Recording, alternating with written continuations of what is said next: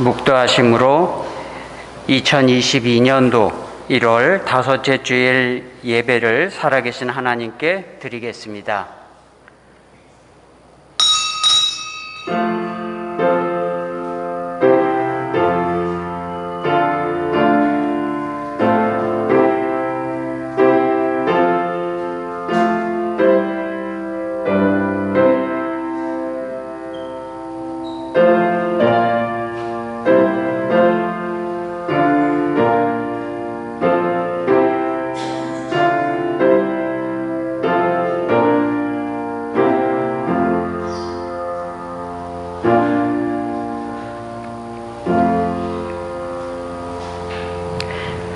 은혜와 자비가 풍성하신 하나님, 오늘도 세상 가운데 흩어져 있던 믿음의 권속들을 불러주시사 하나님을 경외하며 경배하며 찬양 드릴 수 있게 하심을 감사드립니다. 우리의 예배를 흠양하여 주시고 주의 백성들의 마음을 감찰하시며 연약함 가운데 굳건하게 하시고 모자람을 채우시는 하나님의 위로와 긍휼하심으로 살아가며 기도와 감사와 찬양과 한 주간의 우리의 삶의 자리에서 주님께 드려진 영광을 축복하여 주시옵소서. 새 힘을 얻는 우리 모두가 되게 하여 주시옵소서. 예배를 시작합니다. 마치는 시간까지 동일한 은혜로 채워주시며 특별히 갈급한 심령 가운데 하나님의 채우시는 위로가 충만하게 넘치는 예배되게 하여 주시옵소서. 주 예수 그리스도의 이름을 받들어 기도하옵니다. 아멘.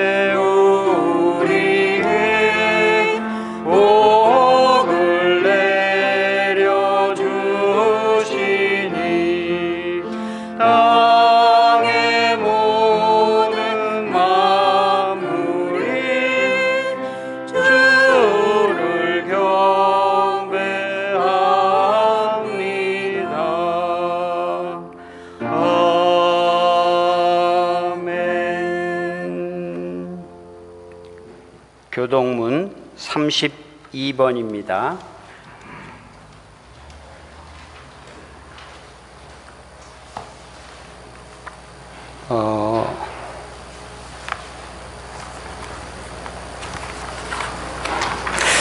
제가 이거를 체크를 안 한 것 같은데요. 교동문 32번 시편 147편인가요? 그러면 어느 분이 성경을 좀 죄송합니다. 지금 사용하시는 성경하고 제게 틀린데 요거를 체크를 못한 것 같습니다.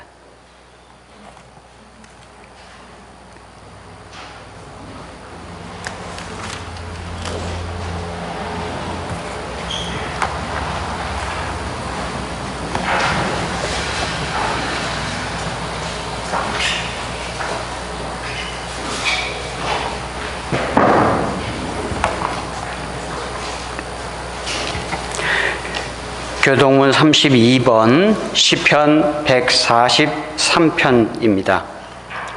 여호와여 내 기도를 들으시며 내 간구에 귀를 기울이시고 주의 종에게 심판을 행치 마소서. 원수가 내 영혼을 핍박하며 내 생명을 땅에 엎어서 나로 죽은 지 오랜 자같이 흑암 한 곳에 거하게 하였나이다.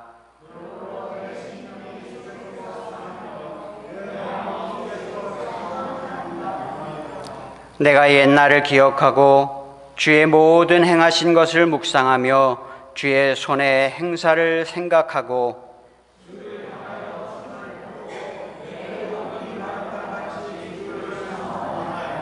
여호와여 속히 내게 응답하소서. 내 영혼이 피곤하니이다.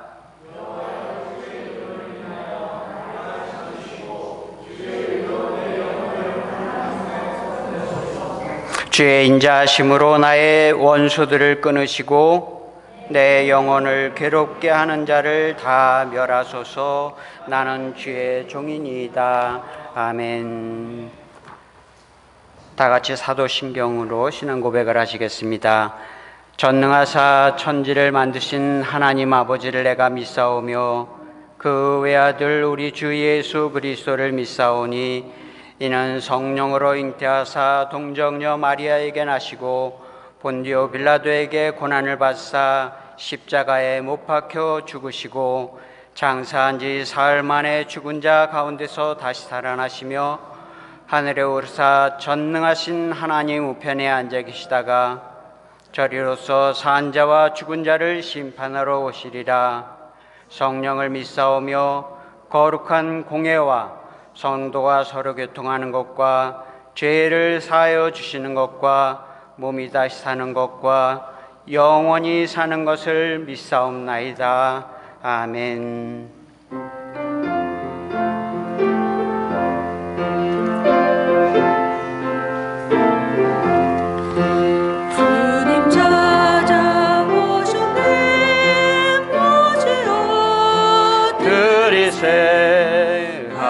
하시관을 쓰셨네. 모시어 들이세 우리 죄를 속하려 십자가를 지셨네. 받은 고난 크셔라. 모시어 들이세 보라 성자 오셨네.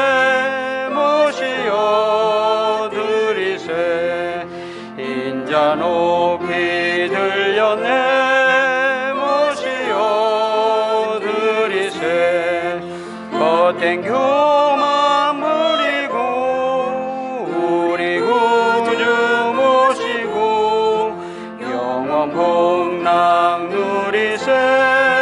모시어 들이세 겸손한 자 찾도다.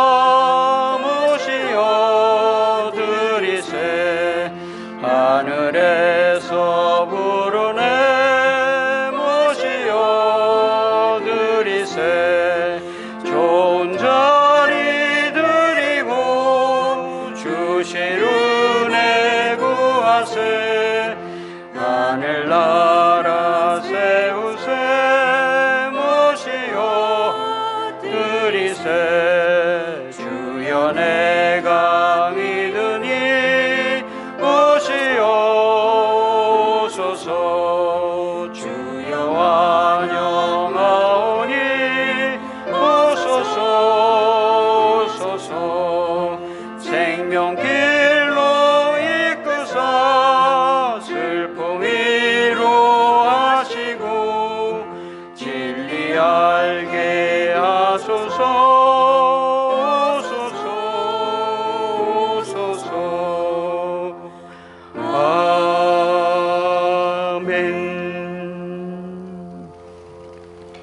다 같이 기도하시겠습니다. 우리의 생사화복을 주관하시는 우리 하나님 아버지,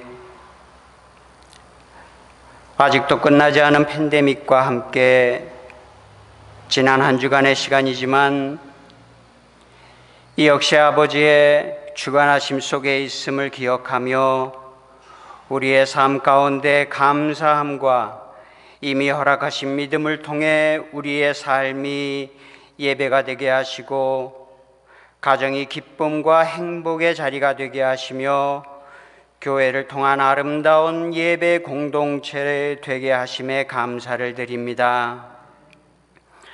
오늘도 드려지는 예배를 신령과 진정으로 드리기를 소원하니 정한 마음을 허락하여 주시며 우리의 중심을 보시는 하나님, 비록 한 지간의 삶일지라도 무능력하고 혹은 욕심과 순간적인 사단의 꾀임에 현혹된 순간이나 혹여라도 형제의 마음에 맺힐 수 있는 잘못들이 생각나거든 주님 이 시간 회개하게 하여 주시옵소서. 하나님, 기뻐 받으실 수 있는 신령과 진정의 예배가 되게 하여 주옵소서. 나아가 이 예배를 통해 각자의 각 가정에 그리고 교회의 모든 응답받은 기도의 제목들로 함께 감사함으로 새해 첫 1월의 시간 속에 하나님께서 함께 하신 모든 시간들에 대한 감사로 남은 그 11달을 주님과 동행하는 축복을 누리는 하나님의 백성들과 가정과 사업들이 되게 하여 주시옵소서. 나아가 함께하지 못한 식구들의 각 처지를 아시는 주님께서 이 시간 동일한 복으로 채워주시되 병들고 지친 마음 가운데 하나님의 치유의 손길과 위로의 마음을 허락하셔서 속히 함께 예배하며 함께 은혜를 나누는 시간 맞이할 수 있도록 은혜를 더하여 주시옵소서. 또한 이 예배를 통해 선포되어지는 하나님의 말씀이 우리의 한 주간의 나침판이 되게 하시고 어떤 상황과 처지에 있을지라도 이 말씀으로 한 믿음 되게 하셔서 서로를 위해 기도할 때마다 사단의 역사에 노임을 받으며 그리스도의 제자다운 거룩과 경건함이 겸비된 연합의 능력이 날로 더해가게 하시며 무엇을 하든지 하나님 나라와 영광을 위해 기도와 감사와 말씀의 성장이 삶으로 드러나는 복을 누리는 중앙교회 모든 성도님들 되게 하여 주시옵소서. 하나님, 각 기관과 부서마다 하나님 공급하시는 능력으로 성장케 하시며 교포 사회와 교계와 또 브라질의 모든 선교지마다 하나님의 간섭하심과 더불어 사역으로 하나님의 나라가 성장케 하셔서 함께 기뻐하며 찬양과 영광을 돌리는 중앙교회와 교계와 사회와 또 선교지들이 되게 하여 주시옵소서. 우리를 구원하신 예수 그리스도 이름 받들어 간절히 기도하옵나이다. 아멘.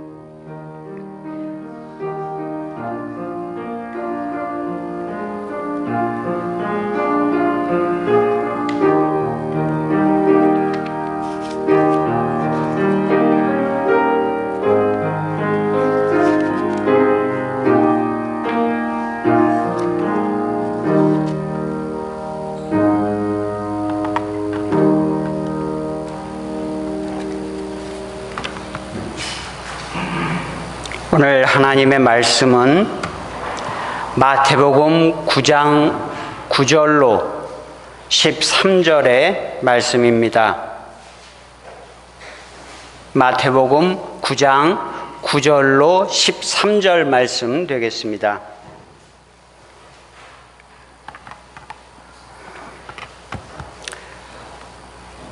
다 찾으신 줄 알고 제가 봉독하겠습니다. 예수께서 그곳을 떠나 지나가시다가 마테라 하는 사람이 세간에 앉아 있는 것을 보시고 이르시되 나를 따르라 하시니 일어나 따르니라. 예수께서 마태의 집에서 앉아 음식을 잡수실 때 많은 세리와 죄인들이 와서 예수와 그의 제자들과 함께 앉았더니 바리새인들이 보고 그의 제자들에게 이르되 어찌하여 너희 선생은 세리와 죄인들과 함께 잡수시느냐? 예수께서 들으시고 이르시되 건강한 자에게는 의사가 쓸데없고 병든 자에게라야 쓸데있느니라. 너희는 가서 내가 긍휼을 원하고 제사를 원하지 아니하노라 하신 뜻이 무엇인지 배우라. 나는 의인을 부르러 온 것이 아니요 죄인을 부르러 왔노라 하시니라. 아멘.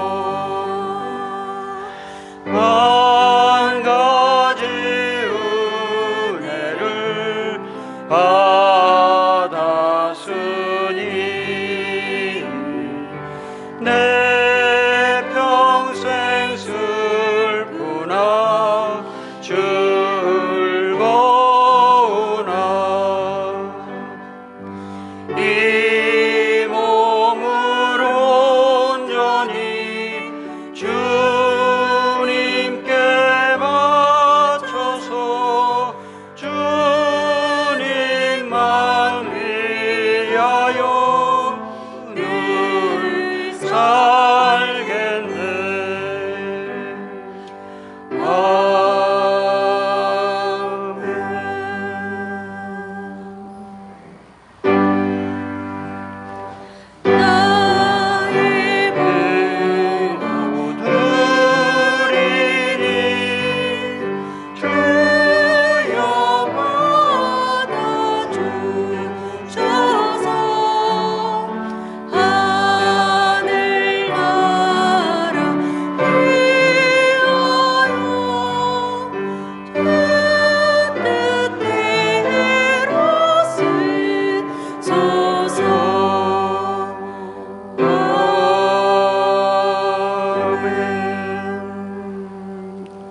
기도하시겠습니다. 하나님의 거룩을 따라 살도록 힘과 능력을 허락하신 주님 감사합니다. 한 주간의 삶 가운데 홀로 두지 아니하시고 순간마다 함께 하시며 인도하시고 주신 말씀 앞에 돌아와 자신의 삶을 비추며 감사와 또 회개의 기도로 마음을 모으는 하나님의 백성 삼으시고 동행하심에 감사를 드립니다.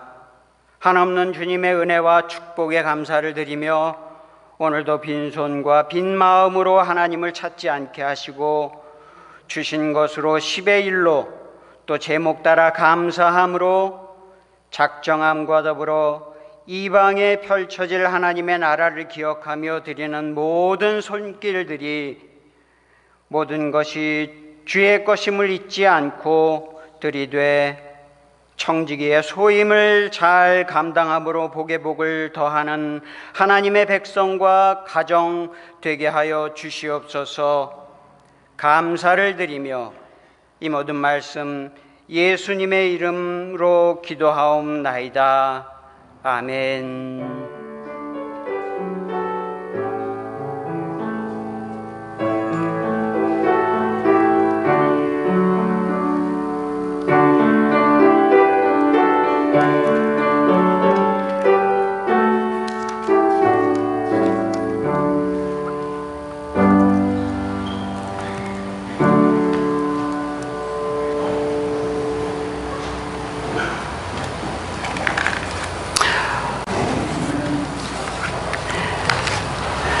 오늘 이 시간 이 귀한 자리에 예배를 인도하며 또 더불어 함께 말씀을 나눌 수 있게 됨을 감사드리며 또 동일한 은혜를 나누기를 소망합니다. 갑자기 목사님께서 연락을 주셔서 또 한편으로는 놀라기도 하고 또 한편으로는 기도도 되기도 했는데 나름대로 준비를 한다고 했는데 사실 시간이 조금 촉박했습니다.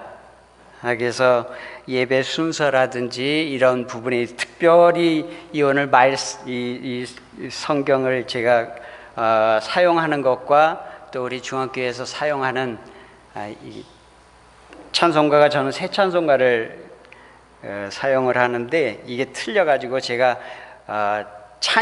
이 찬송가 찬양 드린 것도 지금 다 이렇게 돼서 마지막 찬송은 492장이 되겠습니다. 나의 영원하신 기업. 그리고 말씀을 준비하면서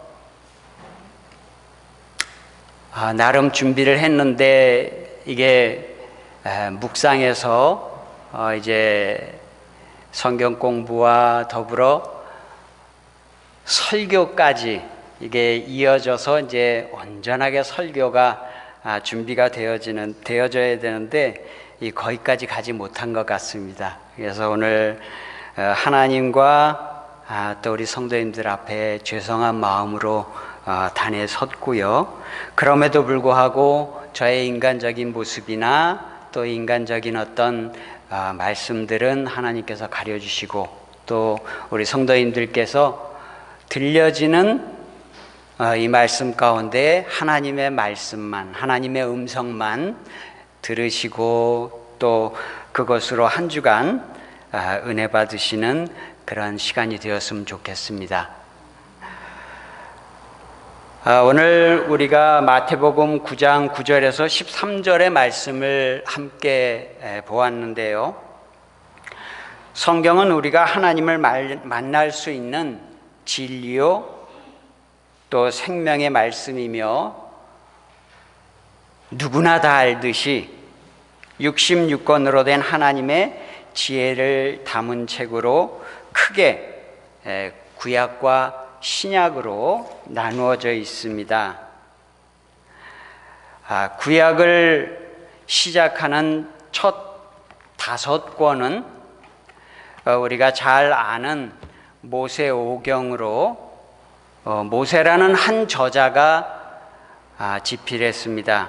하지만 신약의 첫 네 권은 역시 우리가 잘 아는 것처럼 각각 다른 저자가 예수님의 제자로서 예수님께서 이 땅에 오심부터 승천하실 때까지의 그 행적을 기록하신 내용입니다.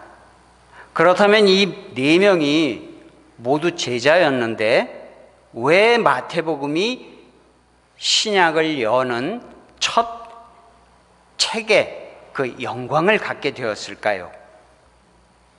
이것은 유독 그 마태복음이 구약의 내용을 가장 많이 인용을 하면서 그 오실 메시아와 또 오신 메시아로서의 예수님 한 분을 조명하고 있기 때문입니다.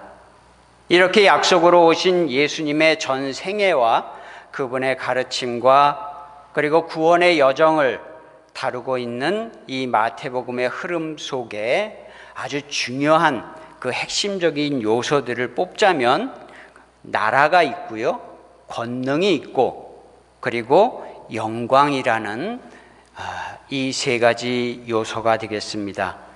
그리고 이 요소들은 주기도문의 근간이 되기도 합니다. 그리고 마태복음 4장 17절에 보면 천국이 가까웠느니라 이렇게 예수님께서 직접 선포하시면서 주님의 사역을 시작하시는 모습을 우리가 보게 됩니다.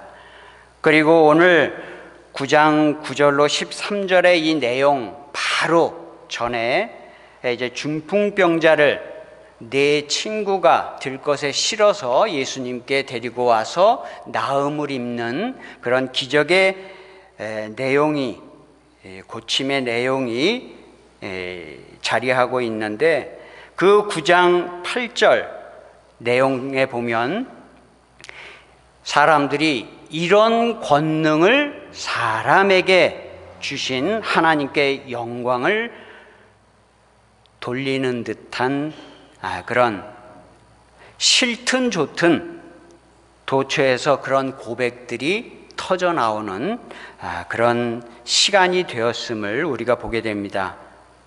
하지만 주님께 돌리는 그 영광의 정확한 의미는 무엇일까요?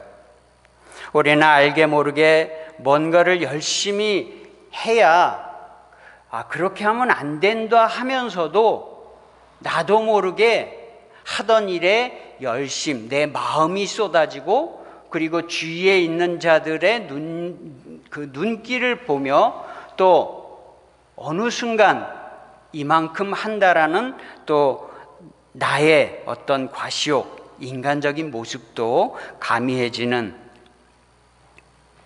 그래서 우리는 알게 모르게 뭔가를 열심히 해야 하나님께 영광이 돌아간다는 그런 어떤 의무감에 빠질 때가 종종 있습니다. 여러분, 주님의 의는 믿음의 사람들의 삶을 통해 향기처럼 드러난다는 것을 우리는 잘 압니다. 그런 개인의 삶과 그 사회는 평강이 함께하는 사회와 또 문화를 이룩하게 되는 것이죠. 우리가 많이 성경 공부를 통해서나 설교를 통해서나 들으면서 또 우리가 소망하고 바라보는 그 하나님의 나라가 이 땅에 임하시는 그 순간을, 그리고 그 문화를, 그리고 그 모습을, 그리고 그렇게 살기 원하는 우리의 그 마음과 또 하나님의 나라인 것입니다. 그러나 계속 깨어있지 않는다면 이런 모습들 중간중간 우리가 잊어버리거나 또는 시작부터 깨닫지 못하고 잘못 시작하는 그런 순간도 있겠죠. 그리고 오늘 그 갈림길에서 고뇌하고 있는 한 사람의 모습을 오늘 말씀을 통해서 우리는 만나고 있습니다. 함께 보신 9절 말씀입니다. 예수께서 그곳을 떠나 지나가시다가 마테라 하는 사람이 세관에 앉아 있는 것을 보시고 이르시되 나를 따르라 하시니 일어나 따르니라. 이 마태의 이름은요, 뜻이 하나님의 선물이라는 뜻이 있습니다. 하지만 그의 본래 이름은 레위였습니다. 그래서 추측컨대 아마도 이 마태라는 이름은 예수님을 만나고 난 이후에 주어진 이름이 아닌가 생각을 하게 되고요.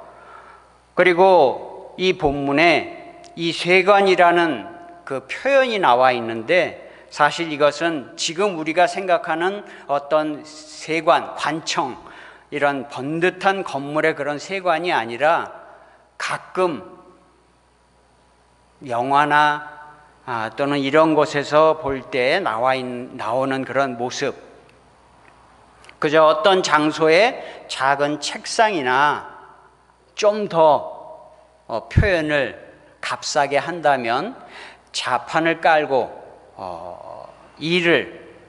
그 세금을 걷는 일을 할 수 있는 그 정도의 모습이라고 할 수 있겠습니다. 하지만 세관이 될 수 있는 또 자격이 있기 때문에 아무나 될 수가 없는 것이죠. 적어도 당시 상황 속에서 주변 나라들과의 어떤 그 소통들이 있었기 때문에 이 세관을 할 수 있는 사람은 2개 이상의 언어를 할 수 있어야 했습니다. 즉 보기에 왜소하고 초라하지만 뿌리치기 힘든, 왜요? 세금을 거둠으로 자기의 주머니가 풍성해지기 때문에 보기에는 초라하지만 뿌리치기 힘든 그런 자리를 묘사하고 있는 그런 자리입니다. 당시 로마 체제 아래 로마 당국이 그 원하는 금액이 책정이 되는데 세관하는 그 금액에 자기 이윤을 얹어서 동족들에게 세금을 걷기 때문에 늘 착취한다는, 그리고 죄인이라는 그런 수식어까지 따라붙게 되었습니다. 또는 이런 경우도 있죠. 로마가 어느 나라와 전쟁을 하려 할 때 부자들에게 큰 액수의 목돈을 내게 합니다.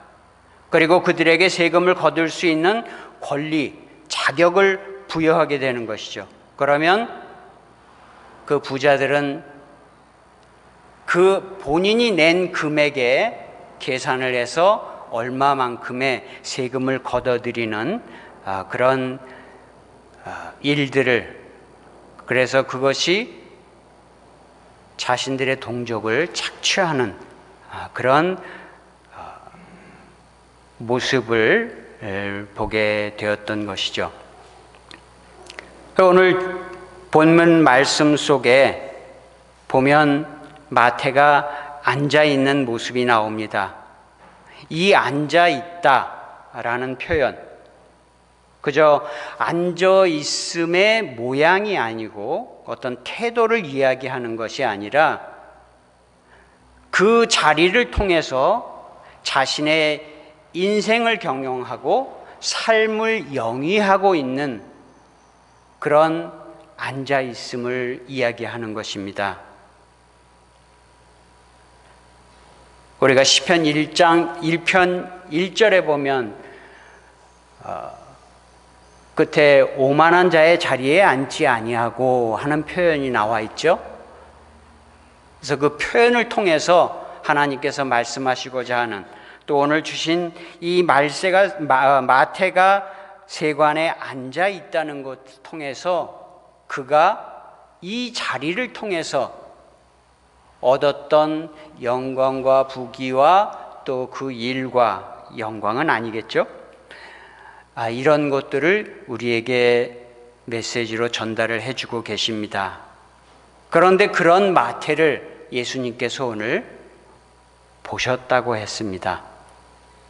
주님은 그저 앉아있는 마태를 보신 게 아니라 마태의 영적 상태를 보신 것입니다.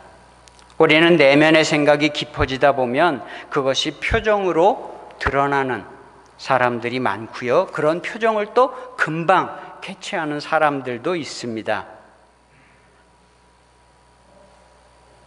그래서 어떤 사람이 어려운 처지에 있을 때 그 표정으로 드러나면 긍휼한 마음으로 다가가서 위로와 그리고 함께 그것을 치유해 줄 수 있는 그런 아름다운 모습들이 뉴스나 아니면 우리 주위에 또 아름다운 모습들로 회자되기도 하는 그런 모습을 볼 수가 있지요. 그러나 중심을 보시는 하나님께서는 아무리 우리의 겉모습을 치장을 한다고 할지라도 우리의 생각을 아시고 우리의 일거수일투족을 아시는 분이시기 때문에 그 중심에 무엇을 계획하고 있는지, 어떤 문제가 있는지를 다 알고 계시는 것이죠. 예수님이 마태에게 다가가십니다. 그리고 나를 따르라 하시니 일어나 따르니라. 하지만 여러분, 오늘 우리가 읽은 이 구절 한 절의 내용 속에 마태가 예수님께서 오라 했다고 금방 일어나서 따를 수 있는 이 모든 내용이 함축되어져서 들어있지만 사실 이게 우리 각자의 삶이라면 여러분들 그러실 수 있습니까? 지금 내가 번듯한 가게에 앉아서 카운터에 앉아 있는데 갑자기 어느 누군가가 들어와서 이거 다 버리고 나를 따르라 했을 때 여러분께서 그러실 수 있는 분이 있으십니까?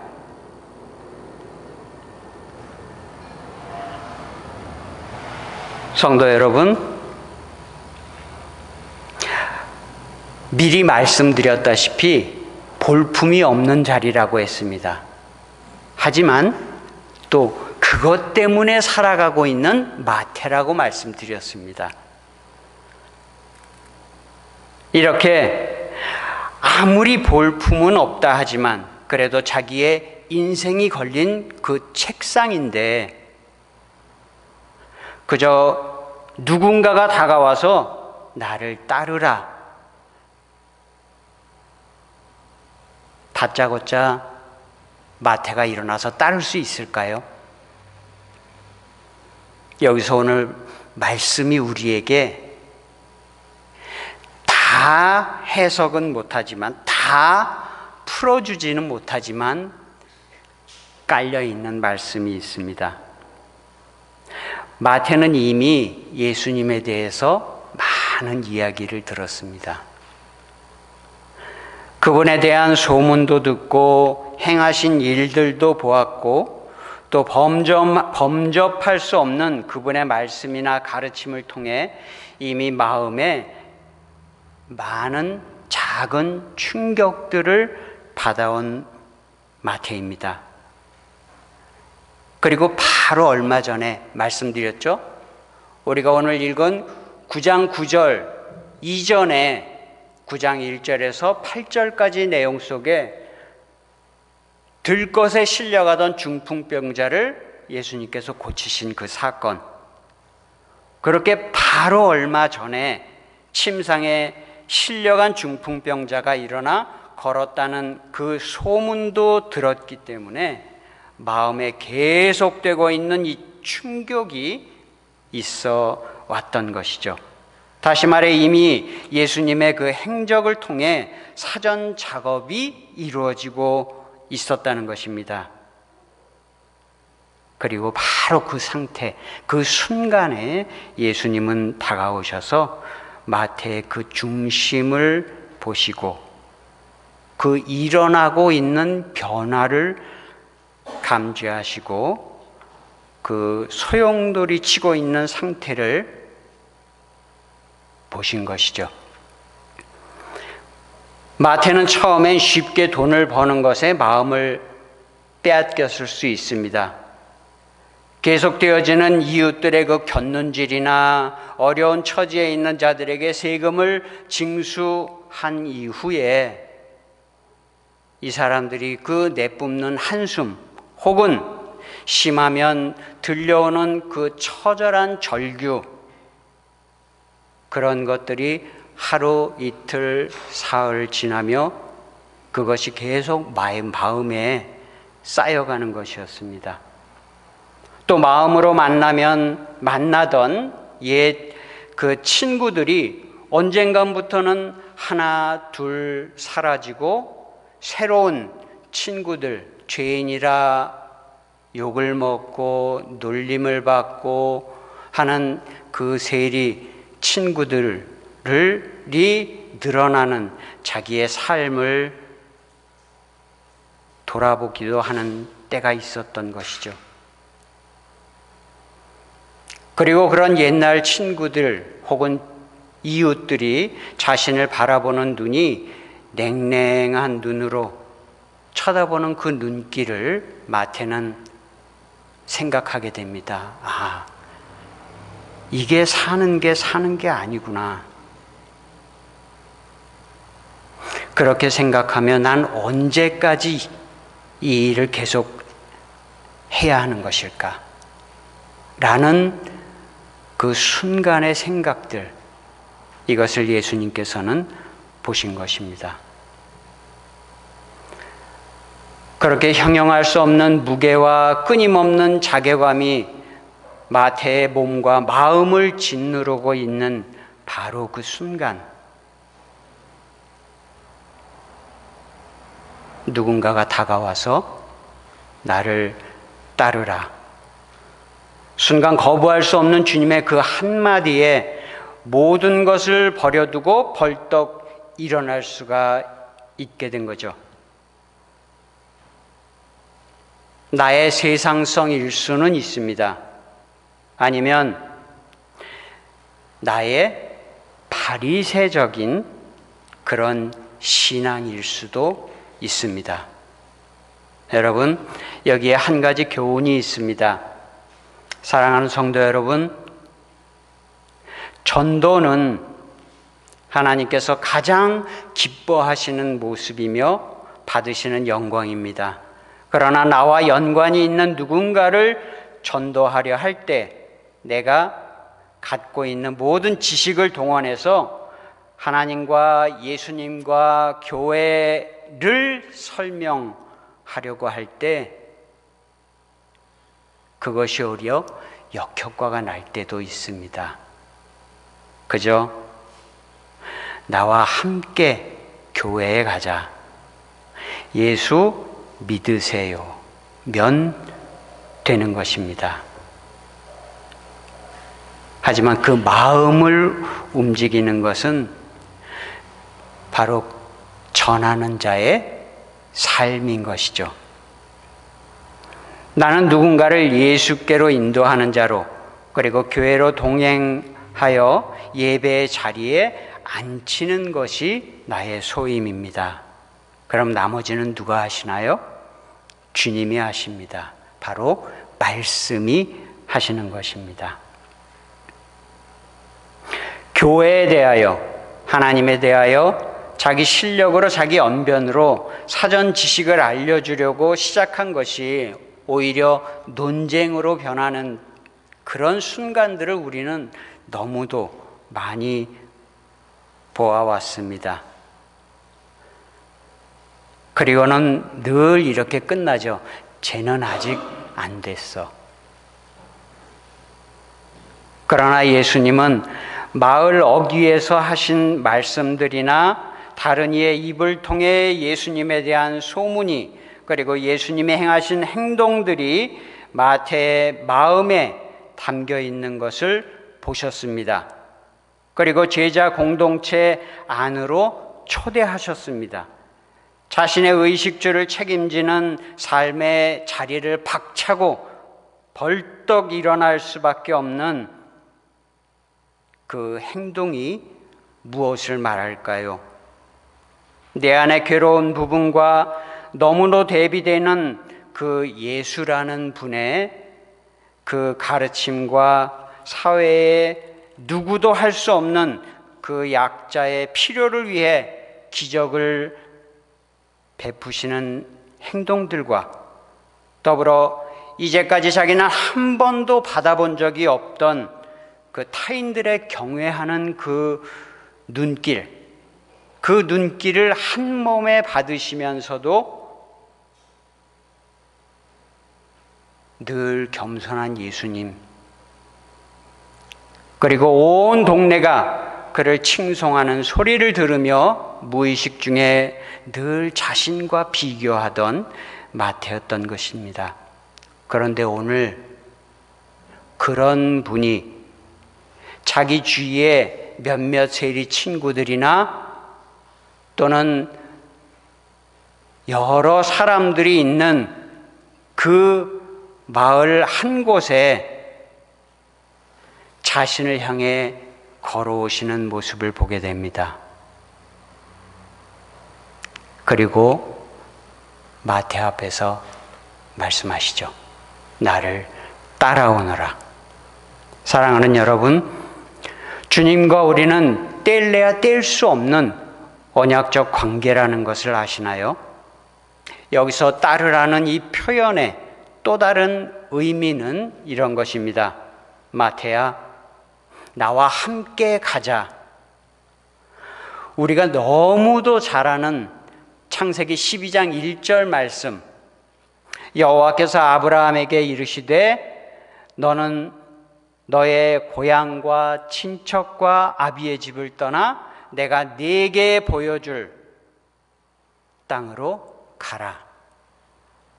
하지만 여기서의 이 가라라는 이 표현은 히브리 언어로 하라크라는 단어입니다. 그리고 이 단어의 또 다른 의미는 내가 함께 걸어갈게. 나와 함께 가자. 내가 너의 길에 동행하겠다. 라는 표현이 있는 것이죠. 즉 오늘 주님께서 마태를 보시며 하신 말씀을 생각해 보십시오.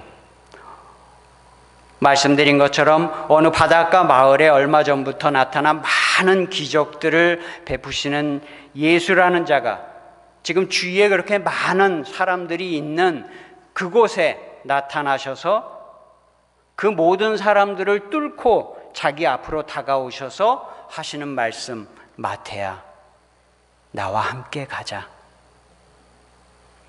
성경은 이렇게 그 당시의 문화와 습관과 생각과 그 가치관들이 많이 생략되어 있는 채 한 절 안에 그런 여러 가지 내용들을 담고 있습니다. 그래서 우리는 계속 묵상을 하며 또 수시로 질문을 해야 한다는 것이죠. 주님, 여기에 도대체 이 내용 속에 하나님께서 우리에게 무엇을 말씀하시고자 합니까? 어떤 하나님의 마음이 이곳에 담겨 있습니까? 자, 그리고 10절 함께 보시겠습니다. 예수께서 마태의 집에서 앉아 음식을 잡수실 때 많은 세리와 죄인들이 와서 예수와 그의 제자들과 함께 앉았더니, 예수께서 지금 누구와 식사를 하고 계신다고요? 세리와 죄인들이라고 말씀은 표현하고 있습니다. 이 당시 유대인들에겐 이 체면 문화가 굉장히 중요한 문화로 자리매김하고 있었습니다. 즉 높은 신분에 있는 사람이 낮은 신분에 있는 사람과 식사를 하는 것은 굉장한 수치의 식사 문화였습니다. 내가 오늘 누구랑 식사를 했는지 그 여부에 따라서 나의 사회적 위치가 결정이 되는, 그래서 혹여라도 너무도 형편없는 사람과 식사를 같이 했다면 내 사회적 위치가 정말 하루아침에 곤두박질 칠 수 있는 그런 문화가 당시 유대의 문화였습니다.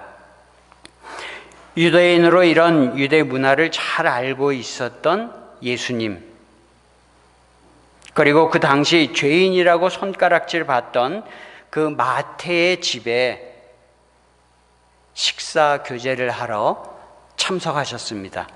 그리고 이후에 마태의 많은 세리와 또 죄인이라는 그 표현을 듣는 친구들이 더 참석을 하게 되었다고 말씀하고 있죠. 이렇게 사회적 지위를 격화시키면서까지 주님께서 원하셨던 것이 무엇일까요? 여러분, 이 식탁 교제를 어떤 신학자들은 이렇게까지 표현을 합니다. 전환의 공간, 상황을 전환시키는, 그래서 이제까지 이렇게 이야기되어져 왔고 보여져 왔던 것을 이 순간에 그것을 180도 변화시킨 바로 전환의 공간이었다. 다시 말해서 여기서 새로운 가치와 새로운 질서가 나타났다, 태동되었다, 생겨났다라고까지 이야기를 합니다. 흔한 식탁의 공간이 누구와 앉아 있느냐에 따라 그 공간에 함께 있는 사람들에게 변화가 일어났기 때문인 것이죠. 바로 오늘날 사회에서 이런 역할을 누가 해야 하는 겁니까? 바로 교회가 해야 하고 또 기독교인들이 해야 하는 것이죠. 그래서 여러분, 교회는 이 시대의 전환의 공간 역할을 할 수 있어야 합니다. 그러나 요즘 와서는 코로나 때문에 안 그래도 폐쇄적이라는 말을 듣는 이 교회가 더 폐쇄적인 그런 상황까지 지금 내몰렸습니다. 우리가 지켜야 할 것을 명확히 알고 또 그렇게 살 때 우리가 지키려는 것이 자연히 삶으로 전해지기도 하고 또 나와 어떤 관계가 없는 자들에게 소통하기 위한 노력을 통해서 전달이 되어져야 하는 것이죠. 세상을 알려고 쫓아갈 필요는 없습니다.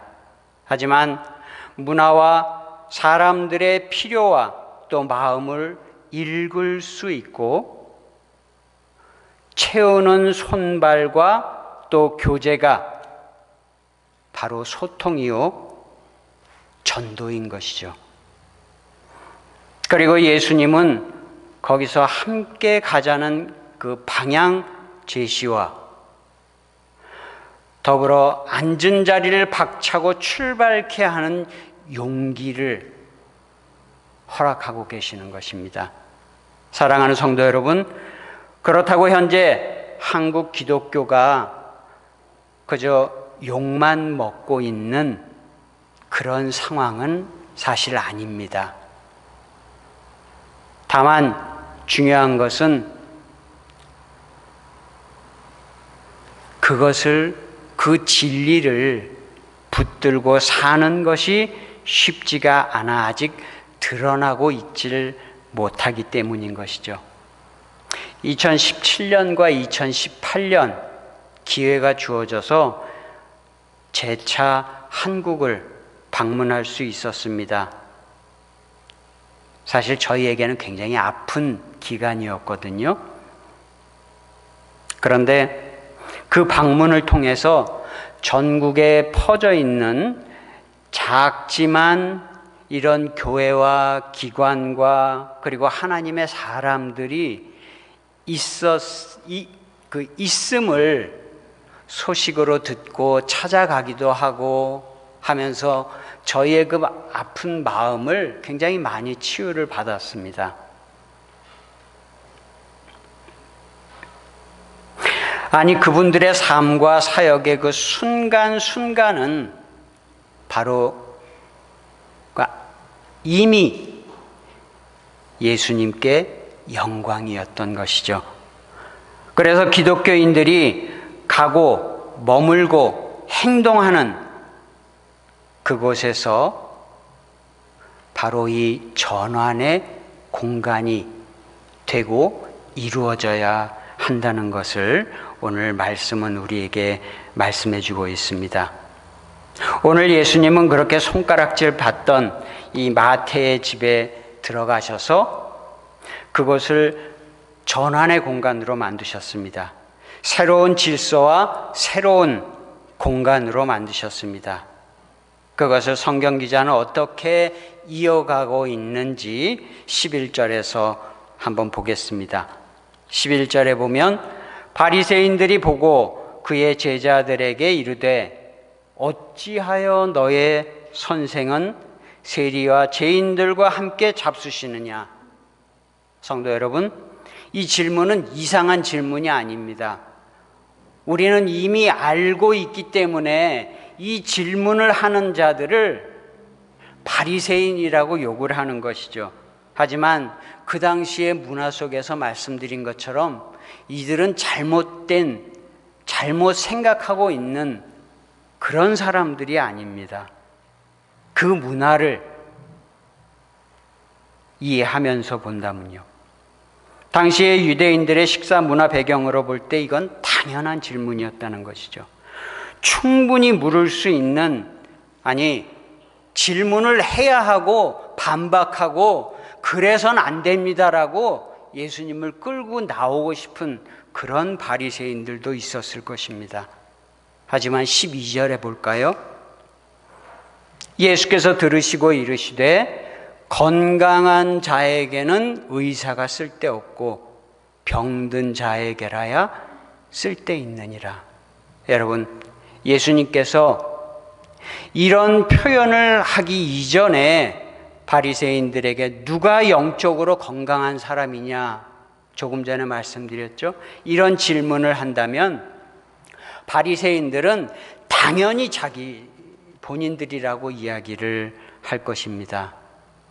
자신들은 절대 병든 자들이 아니라고 이야기하고 또 생각할 수도 없다는 표정을 짓게 되겠죠.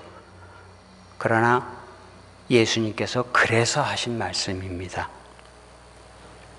이것이 그 시대의 문제였고 또 예수님의 질타의 대상이 될 수밖에 없었던 것이죠.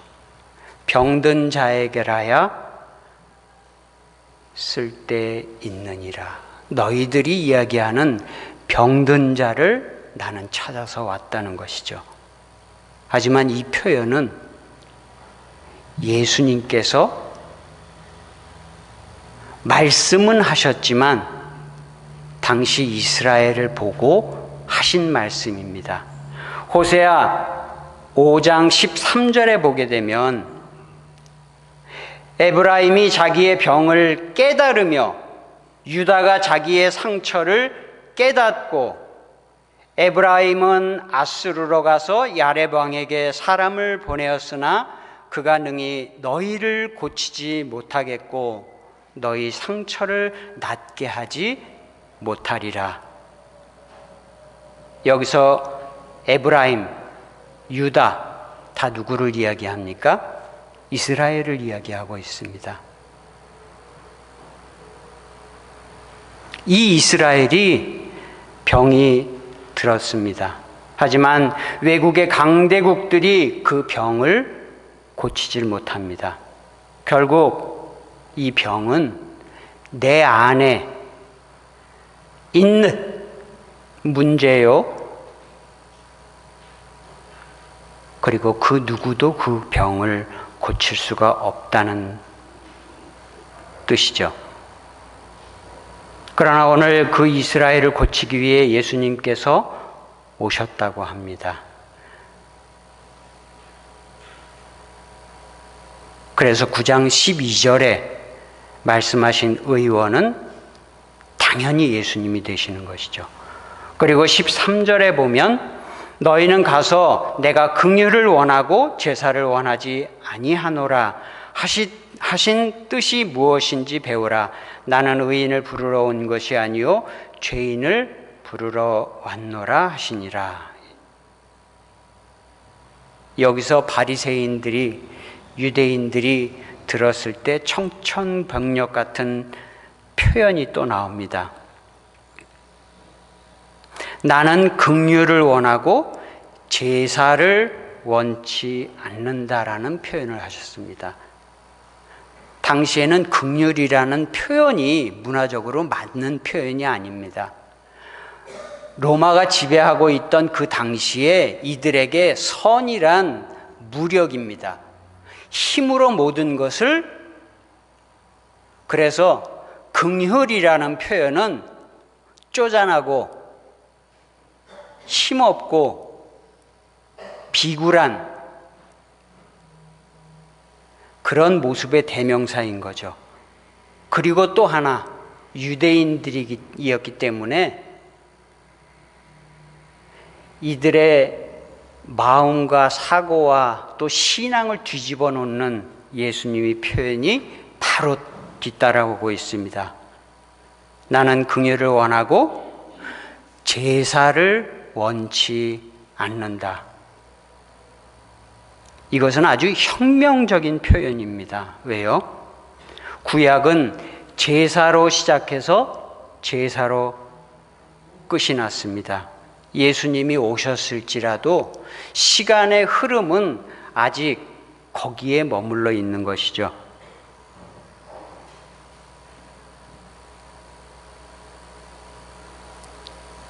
여러분, 하지만 이런 표현을 예수님께서 처음 하셨을까요?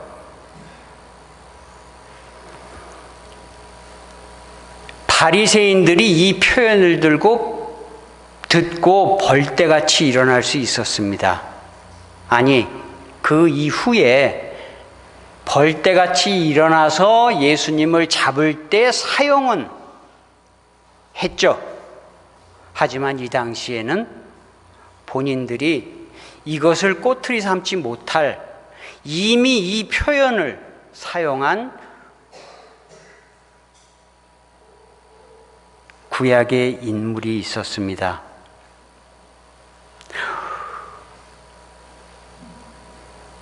그럼 누가 먼저 사용을 했고, 이를 기억한다는 것은 그만큼 그 사람이 인지도가 있는 인물이라는 것이죠. 그래야 이 유대인들이 받아들일 수밖에 없지 않습니까?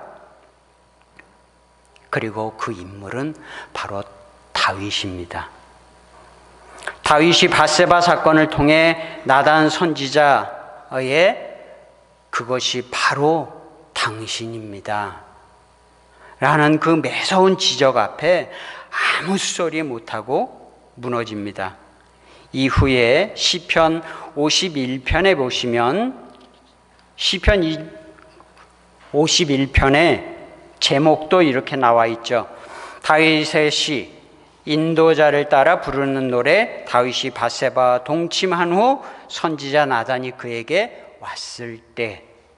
그리고 1절에 보면 하나님이여 주의 인자를 따라 내게 은혜를 베푸시며 주의 많은 긍휼을 따라 내 죄악을 지워주소서 하고 51편의 내용이 시작합니다. 긍휼, 즉 헤세드라는 단어, 이것은 하나님의 정체성을 이야기하는 단어입니다. 또 오늘 본문에서 예수님께서 재물을 원치 않는다라는 말은 제사의 그 재물은 죽으면 다음에 또 죽여야 하는, 그리고 제사장도 죽으면 다른 제사장이 그 일을 계속해야 하는, 하지만 그 모든 것을 위해 스스로 제물이 되시고 스스로 영원한 제사장이 되셔서 단번에 영원한 제사를 이루신 분이 바로 예수 그리스도이신 것이죠. 그래서 이 죄인들을 위하여 내가 죽으러 왔다는 십자가를 통한 구속의 말씀을 하고 계시는 것입니다. 이 긍휼, 즉 헤세드라는 표현을 사용할 때는 특별히 하나님의 언약적 사랑을 말씀하고 있습니다. 계약에 근거한 사랑을 이야기할 때 이 헤세드라는 단어를 사용하게 되는 것이죠. 그럼 이게 왜 계약에 근거한 사랑을 말할 때 그렇게 중요하냐 하면, 그 언약을 성취하기 위해 누굴 보내신 것을 말씀하고 있습니까? 바로 예수님을 보내셨죠. 다시 말해 언약을 성취하기 위해 일하시는 하나님의 그 집념은 어마어마하고 무시무시하리만치 그렇게 대단하다는 것을 우리는 볼 수 있습니다. 달리 말해 우리 구원받은 백성 편에서 볼 때는 너무나 큰 일방적인 사랑인 것이죠. 바로 은혜인 것입니다. 그런데 여러분, 이 현상을 유한한 그 인간의 표현으로 담아본다면 너무 빈약한 표현이 될 수는 있지만, 사랑하면 성실해진다 라는 표현으로 이야기를 할 수 있지 않을까 싶습니다. 생각해 보시죠. 어쩌면 하나님께서는 인간을 만드시면서 인간과 상의를 할 수가 없으셨습니다. 그런데 만들어 놓고 보니까 하나님의 뒤통수를 너무 많이 우리 인간들은 때리고 있죠. 약간의 실망이 있어서 갈아엎기도 하셨죠. 하지만 결국은 알곡을 뽑지 않으시려고 가라지를 놔두는 전략을 쓰시기 시작합니다. 그리고 아브라함을 부르시고 스스로 언약을 맺으시는 순정파 하나님으로 우리에게 다가오고 계시는 것이죠. 우리도 누군가를 정말 사랑하게 되면 내 목숨이 아깝지 않은,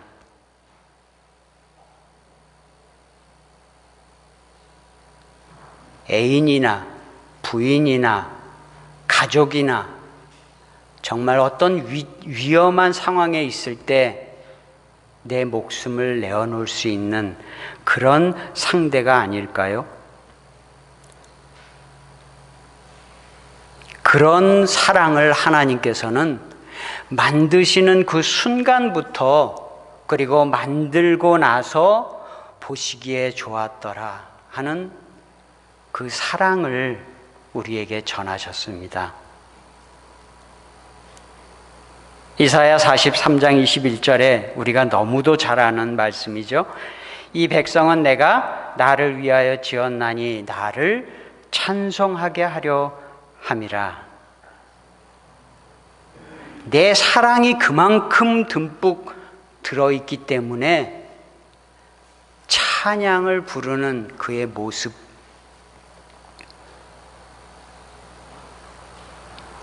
하나님의 순전한 언약에 근거한 이 백성들의 순전한 삶이 곧 찬송이요 영광인 것이죠. 여기서 저는 예레미야가 했던 고백으로 말씀을 마치려고 합니다. 예레미야 애가 3장 19절로 23절에 보면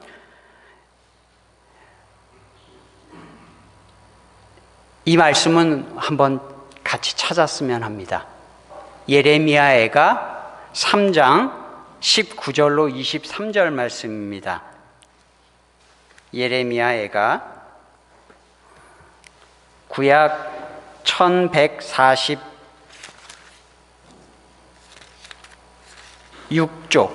1146쪽 예레미야 애가 3장 19절로 23절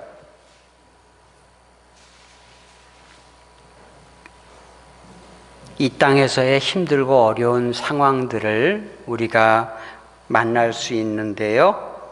그러나 우리를 사랑하시는 하나님께서 우리에게 힘 주시고 능력 주시고 그리고 또 우리 내면에 있는 사단의 속삭임까지도 딛고 일어서며 하나님을 바라보고 나아갈 수 있는 찬양할 수 있는 우리로 불러주신 그 내용을 오늘 예레미야 애가서에서 우리가 만나게 됩니다. 3장 19절로 23절의 말씀 제가 읽겠습니다.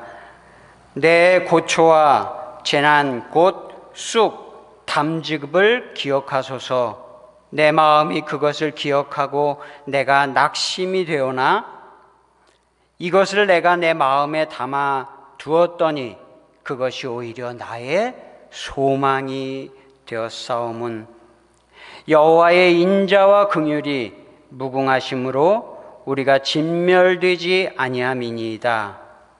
23절에 이것이 아침마다 새로우니 주의 성실하심이 크시도소이다. 아멘.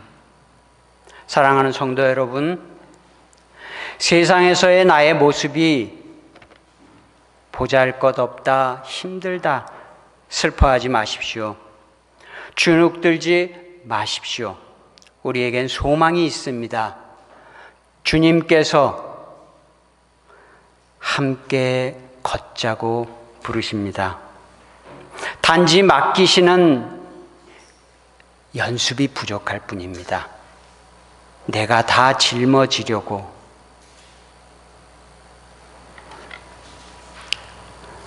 또한 우리 주위에 아직도 복음을 기다리는 사람들이 있습니다. 참 생명이 필요한 그들에게 인자와 긍휼이 무궁하신 주님을 전하심으로 함께 아침마다 새로운 주의 성실하심으로 평강의 복을 누리시는 저와 여러분들이 되시기를 주님의 이름으로 축원합니다. 자, 함께 기도하시겠습니다. 사랑의 하나님 감사합니다. 오늘 예배를 통해 하나님 앞에 새로운 날과 또 한 주간을 선물로 받는 우리 되게 하셨사오매 감사를 드립니다. 하나님 이 시간 이 예배를 통해 우리의 마음을 받아주시고 주신 말씀을 통해 하나님 이 말씀이 우리의 내면과 삶과 사업과 근간에 힘과 능력과 새 힘이 되는 말씀이 되게 하여 주시옵소서. 하나님,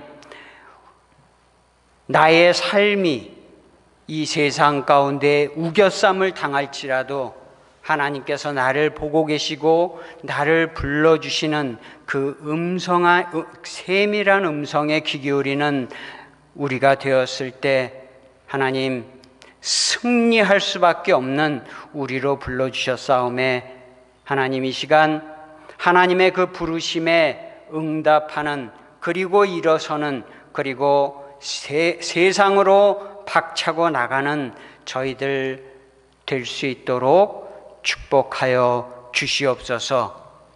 감사를 드리며 이 모든 말씀 예수님 이름으로 기도합니다. 아멘.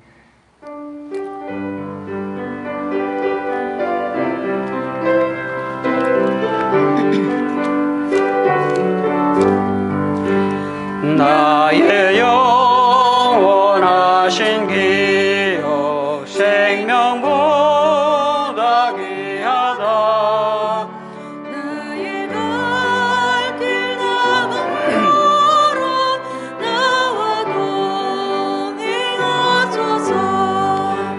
주께로 가오니 주께로 가오니 나의 갈 길 다가도록 나와 동행하소서. 세상 국의 안일함과 모든 영해 버리고 험한 길을 가는 동안 나와 동행하소서. 주께로 가까이 주께로 가오니 나의 갈 길 다가도록 나와 동행하소서. 어두운 골짝 지나가며 험한 바다 건너서 천국문에 이르도록 나와 동행하소서.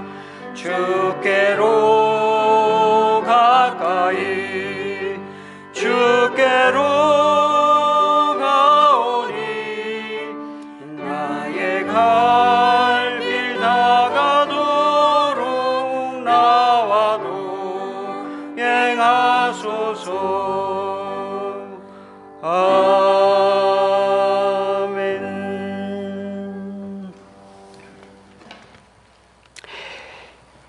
이제는 우리 구주 예수 그리스도의 은혜와 하나님의 크신 사랑과 성령님의 감화, 위로, 교통하심이 주의 날을 맞이하여 온전한 마음으로 드린 예배를 통하여 하나님의 약속을 의지하며 동행의 축복을 누리기를 소원하는 모든 성도님들 가정 위에와 중앙교회 위에 이제로부터 영원토록 함께 계실지어다. 아멘.